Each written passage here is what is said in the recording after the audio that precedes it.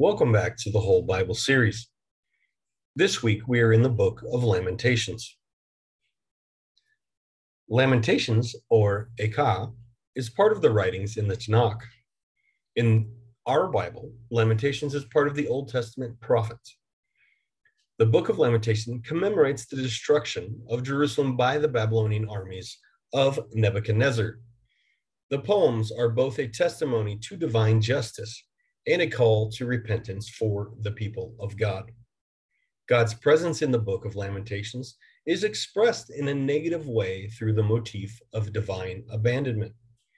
The poet relates that God has spurned, rejected, and abandoned Judah, king, priest, and sanctuary. For more information about the prophets, go back to episode 27. Lamentations is the 25th book of the Bible. Who wrote Lamentations and when?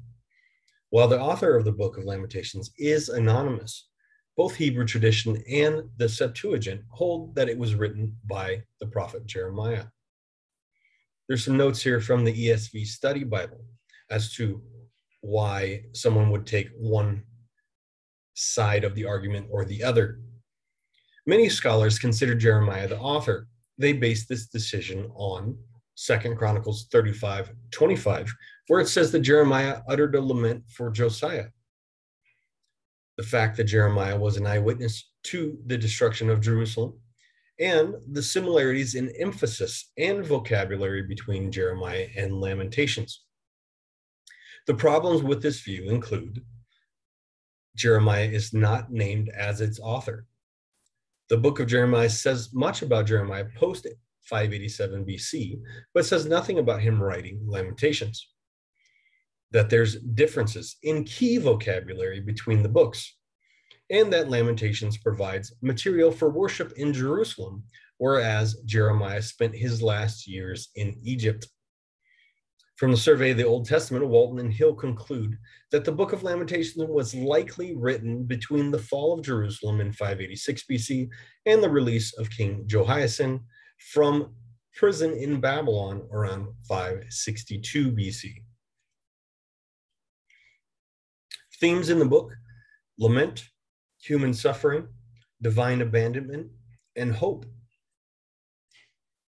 As to prophecy and eschatology, we've been doing this each week as we go through the prophets. Remember that eschatology is the study of the end times. In regard to Lamentations, the author, he expresses hope and restoration by Yahweh God and looks forward to the punishment of the nations, but there is little in the way of prophecy or eschatology in the book. For this reason, we're giving it 0 out of 4 horsemen for its eschatology rating. Here is our timeline that we've been using. And so I have the circle here right after 600 BC to 570 BC or so, 565 BC. This is about when the book is going to be written. Again, it could possibly be Jeremiah here, but we don't know that for sure. Here is the chart of the kings of Judah and Israel. And of course, this takes place after the exile to Babylon, which happens in 586 BC. And so we come to the book. Here we have the book broken into 5 sections or 5 poems. And let's talk about the poetic structure. Lamentations is comprised of 5 poems. 3 of the poems are funeral dirges, chapters 1, 2, and 4. The other 2 poems are cast in the form of lamentation or complaint, with chapter 3 being an individual lamentation and chapter 5 being a community lamentation. The lamentation or complaint is distinguished from a lament in form and content. The former is an expression of grief over a catastrophe that is irreversible, while the latter is an appeal to a merciful God for divine intervention in a desperate situation. Chapters 1 through 4 are all set up as acrostic poems using the Hebrew alphabet from Aleph to Tav. Remember that Hebrew is right to left. So you see the alphabet here on the left. Aleph would be the first letter all the way down to Taw in the bottom left-hand corner. The purpose of the alphabetic acrostics in Lamentation is threefold according to the Survey of the Old Testament. First, the acrostics have mnemonic value, easier to memorize. Two, the acrostic poems convey a full expression of lamentation from A to Z, from start to finish. And three, by constricting the range of artistic expression, it allowed the poet to devote full attention to the topic at hand. Lastly, chapter 5 does not use an acrostic, but adheres to the 22-verse pattern set before it. Well, let's jump into chapter 1, a lament for Jerusalem. Quickly, before we start, on the left, see that poem 1 is a funeral dirge personifying the city of Jerusalem as a once proud and dignified woman, now brutally raped and abandoned by treacherous friends. This image is intensified by the use of words and phrases like widow and queen and daughter of Zion. The poem emphasizes the desolation, loneliness, and sense of abandonment felt by the survivors of the calamity. Now, let's get to chapter 1. Now, you'll see the alphabet here to the left. I've actually marked those in purple so that you can see them easily as we go. And it functions, again, as an acrostic. So chapter 1, verse 1. How she sits alone, the city once crowded with people. She who was great among the nations has become like a widow. The princess among the provinces has been put to forced labor. She weeps bitterly during the night with tears on her cheeks. There's no one to offer her comfort, not one from all her lovers. All her friends have betrayed her. They have become her enemies. Pause. This is referring to her friends, speaking of her allies. So at this point, it would have been Egypt and Assyria. They had allied themselves to these nations. But now they had turned their backs on her because Babylon came in and took over both of them also. Down to verse 3. Judah has gone into exile, following affliction and harsh slavery. She lives among the nations, but finds no place to rest. All her pursuers have overtaken her in narrow places. Her adversaries have become her masters. Her enemies are at ease, for the Lord has made her suffer because of her many transgressions. Her children have gone away as captives before the adversary. The Lord has rejected all the mighty men within me. He has summoned an army against me to crush my young warriors. The Lord has trampled virgin daughter Judah like grapes in a winepress. I weep because of these things. My eyes flow with tears, for there is no one nearby to comfort me, no one to keep me alive. My children are desolate because the enemy has prevailed. Zion stretches out her hands. There is no one to comfort her. The Lord has issued a decree against Jacob that his neighbors should become his adversaries. Jerusalem has become something impure among them. The Lord is just, for I have rebelled against his command. Listen, all you people, look at my pain. My young women and young men have gone into captivity. I called to my lovers, but they betrayed me. My priests and elders perished in the city while searching for food to keep themselves alive. Lord, see how I am in distress. I am churning within. My heart is broken, for I have been very rebellious. Outside, the sword takes the children. Inside, there is death. People have heard me groaning, but there is no one to comfort me.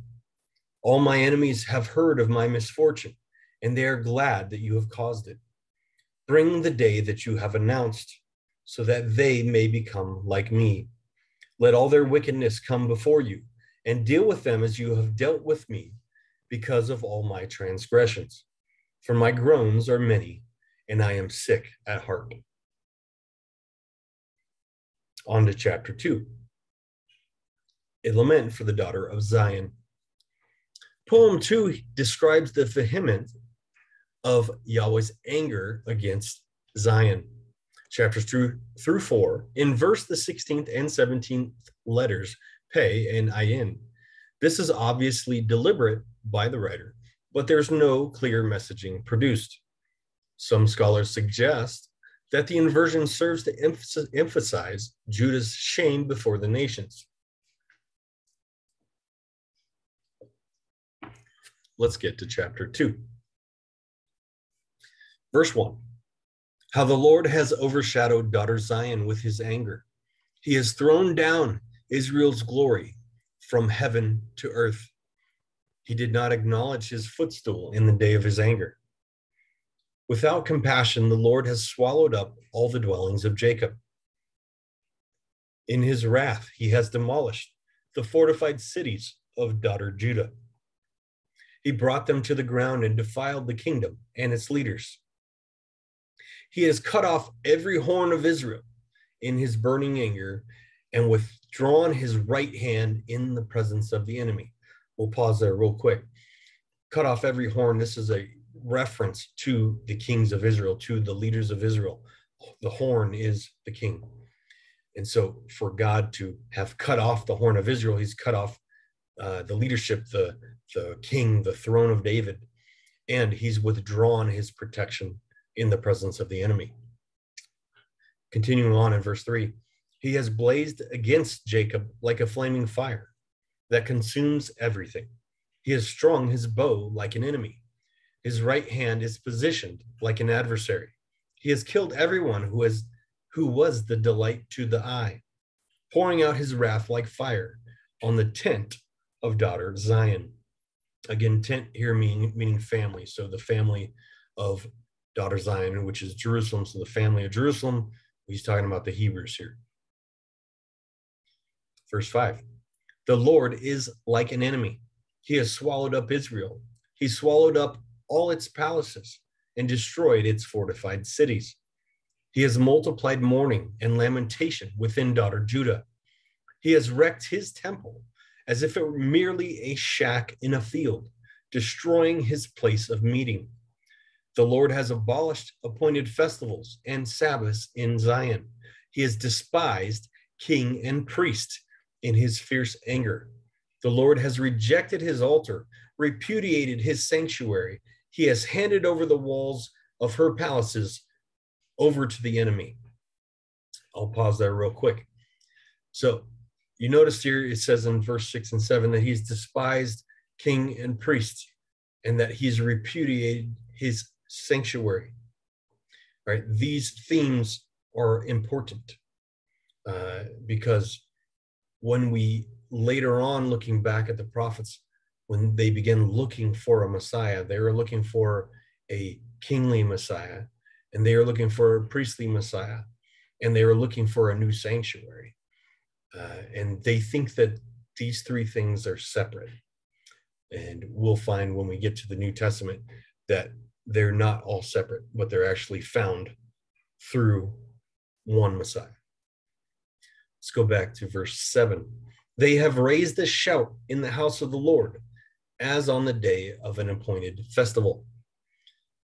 The Lord determined to destroy the wall of daughter Zion. He stretched out a measuring line and did not restrain himself from destroying. He made the ramparts and walls grieve. Together they waste away. Zion's gates have fallen to the ground. He has destroyed and shattered the bars on her gates. Her king and her leaders live among the nations.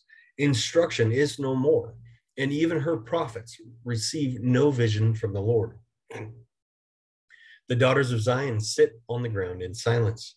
They have thrown dust on their heads and put on sackcloth.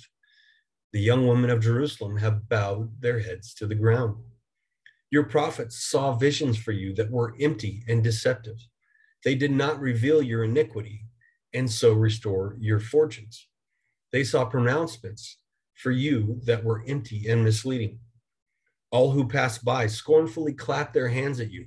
They hiss and shake their heads at daughter Jerusalem. Is this the city that was called the perfection of beauty, the joy of the whole earth? All your enemies open their mouths against you. They hiss and gnash their teeth, saying, we have swallowed her up. This is the day we have waited for. We have lived to see it. The Lord has done what he had planned. He has accomplished his decree, which he ordained in days of old. He has demolished without compassion, letting the enemy gloat over you and exalting the horn of your adversaries. Again, talking about kingship or leadership.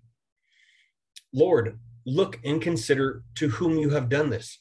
Should women eat their own children, the infants they have nurtured? Should priests and prophets be killed in the Lord's sanctuary?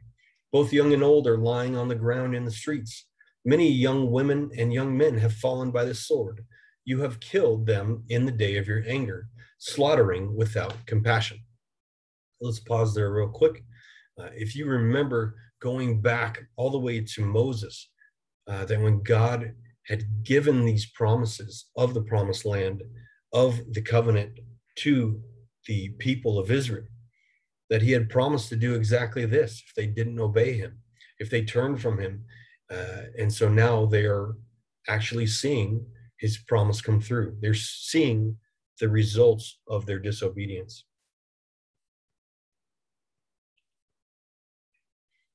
Chapter 3. A poet's grief and hope. The poem of chapter 3 is the longest and the most developed acrostic in the book. The poem functions as a literary and theological center of the composition. The poet's complaint contains his personal suffering, representative of the nation, a prayer of consolation and hope, a plea for repentance and a return to Yahweh, and a cry for vengeance and vindication. So let's get to chapter 3, verse 1. I am the man who has seen affliction under the rod of God's wrath. He has driven me away and forced me to walk in darkness instead of light. Yes, he repeatedly turns his hand against me all day long. Remember my affliction and my homelessness, the wormwood and the poison. I continually remember them and have become depressed. Yet I call this to mind, and therefore I have hope. Because of the Lord's faithful love, we do not perish, for his mercies never end. They are new every morning. Great is your faithfulness. I say, the Lord is my portion. Therefore, I will put my hope in him. The Lord is good to those who wait for him, to the person who seeks him. It is good to wait quietly for salvation from the Lord. It is good for a man to bear the yoke while he is still young. Let him sit alone and be silent, for God has disciplined him. Let him put his mouth in the dust. Perhaps there is still hope.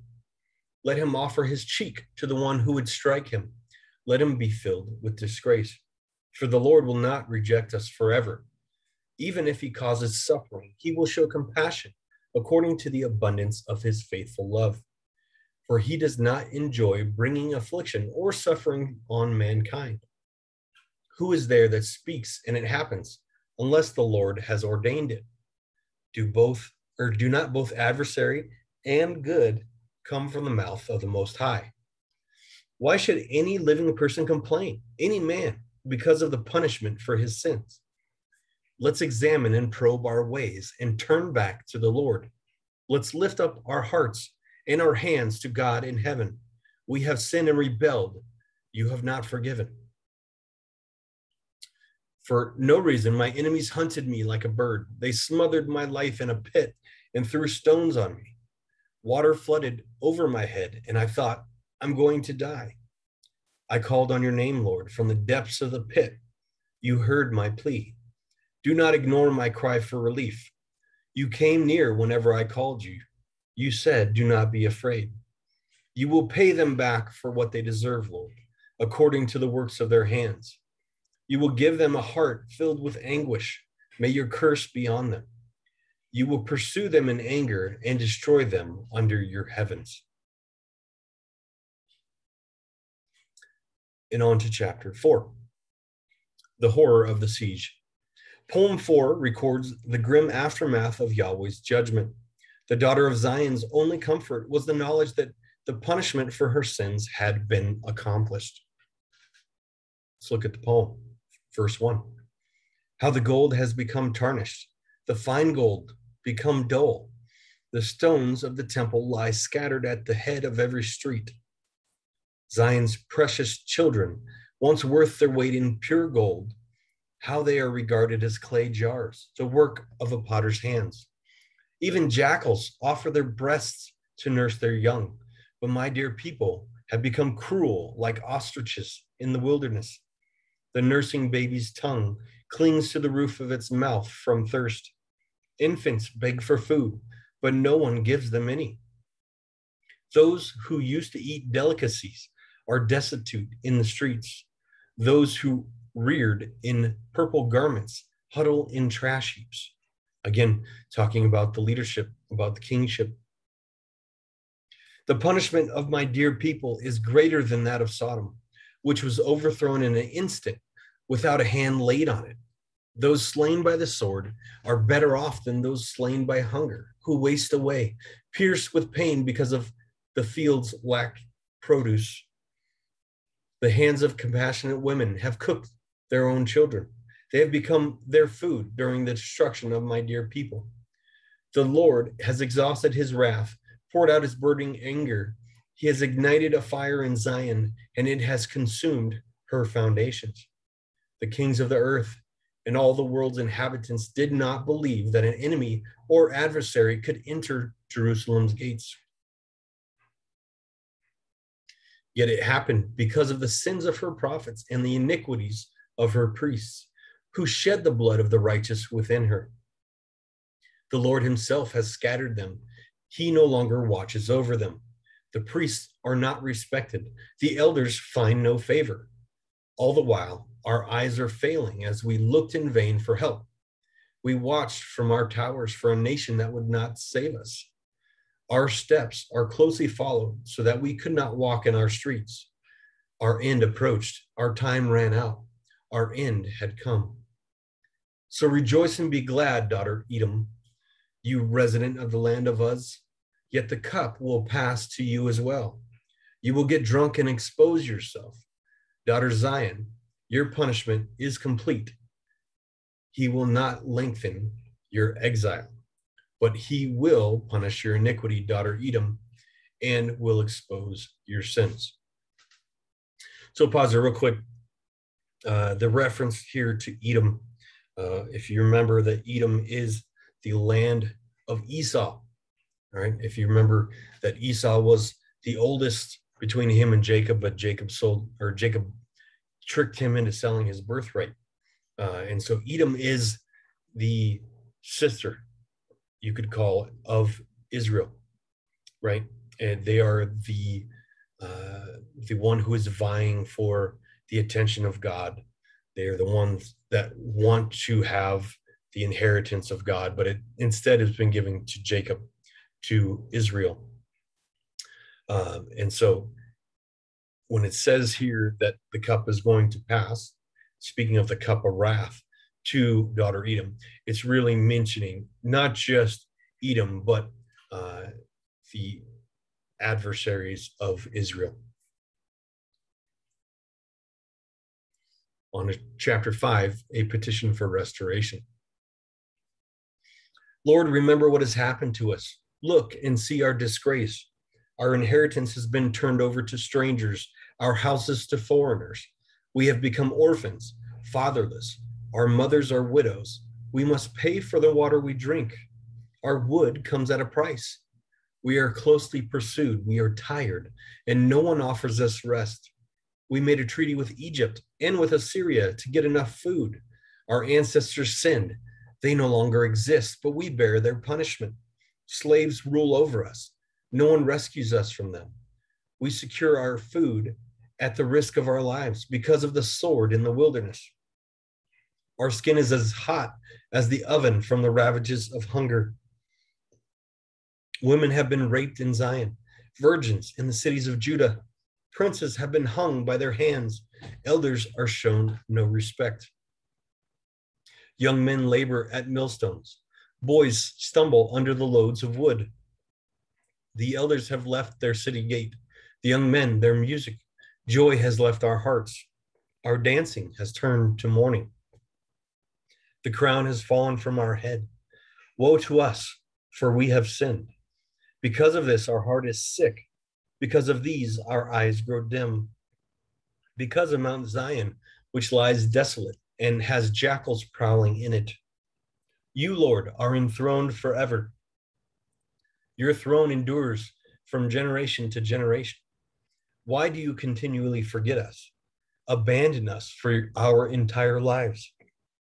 Lord, bring us back to yourself so we may return.